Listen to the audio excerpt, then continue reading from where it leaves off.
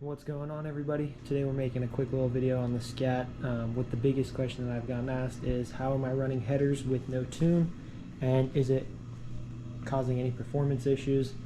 It's really not that big of a secret. If you do a little bit of research, you can find out exactly what I found out, but figured I'd make a video kind of going over it, and I'm gonna go ahead and pull this thing in the other garage and get it up in the air and show you exactly what I'm doing to run headers with no tune and no check engine light.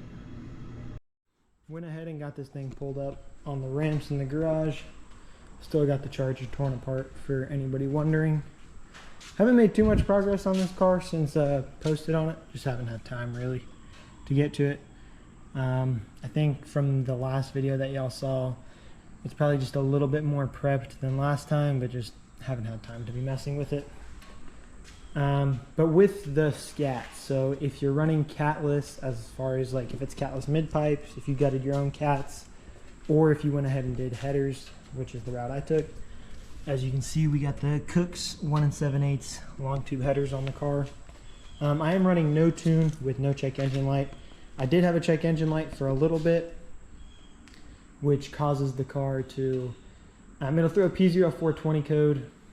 I have heard that can foul out your plugs. Not 100% sure.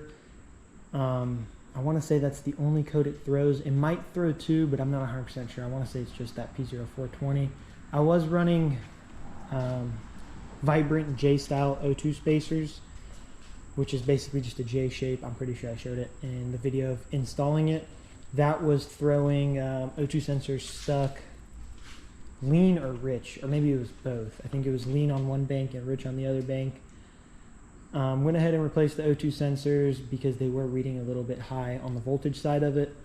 Still had the same code. Did some more research, and I found mini cats. I'll show you the mini cats on the car right now. Super simple install.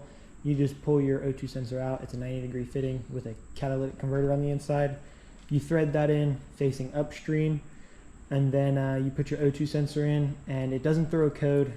If you do have a lean or rich code, if it's rich, you're just going to be on closed loop, and it's going to be dumping fuel into your cylinders when you're just cruising, and it will foul out your plugs, causing the car to run a little bit slower. And running rich can potentially cause piston damage, but so that is something you want to get taken care of pretty quick. I do have all four O2 sensors replaced with new O2 sensors, because when I did the swap, I used my old O2 sensors, but I'm gonna go ahead and get under the car and show you guys what I run with no tune to have no check engine light, whether you're catless or if you have long tube headers. Alright, so these are the upstream O2 sensors. You don't put the mini cats on the upstreams, you just put those in just like you would if you never had cats. I am running high flow cats. They're not gutted or anything like that. So this method works if you have high flow cats on your stock manifold, if you're catless on your stock manifold, or if you have headers with high flows just like me, or again, if you're catless. So all you're gonna do is, that's your downstream right there. You're just gonna face it upstream. So you're gonna face the O2 sensor, the wire end going back towards your motor. On the passenger side, I couldn't quite get it, so it is 180 off. If it ever does decide that it wants to throw a code, I'm gonna have to just cut that bung out or cap it off, and then just move it a little further back because it is hitting this brace right here. So that's pretty much it. These are the mini cats right here. I'll go ahead and link them in the description, and you'll be good to go. And just to show you guys, there's no check engine light while the car is running. You can go through as many drive cycles as you want. I've probably put I couldn't even tell you, I've put a good bit of miles. I've had the headers on for probably over I put them on at like 800.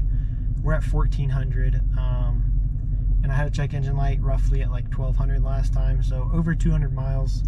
The check engine light hasn't came back. If it ever does decide to come back, I'll make sure to update you guys. But it's pretty much just as straightforward as pulling your O2 sensor out, putting the mini cat in, and putting your O2 sensor back on.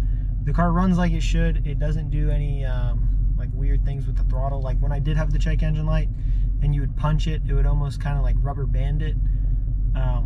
Like it would kind of go half throttle and then wide open throttle. Like it would kind of give you like a jolting feature like that, or a jolting motion. Now once you punch it, the car just responds like it should, just like it's stock.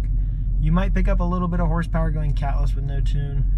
But you know, to maximize the gains, you will need a tune. I just figured might as well get the cam installed and then tune it. So I'll be tuning it once I throw the cam in, once I go ahead and order it. We are going with a nasty NA custom grind on this car. Unlike the last one, we went with an off-the-shelf boost cam, which did great, but figured it's finally time to do something like a nasty NA cam. I want a lot of chop and all the top end. With a 6-speed, haven't really seen too many manual cam scats, so make sure you guys stay tuned. If you guys enjoyed this content or found it helpful, make sure to subscribe, and I will see you guys in the next one.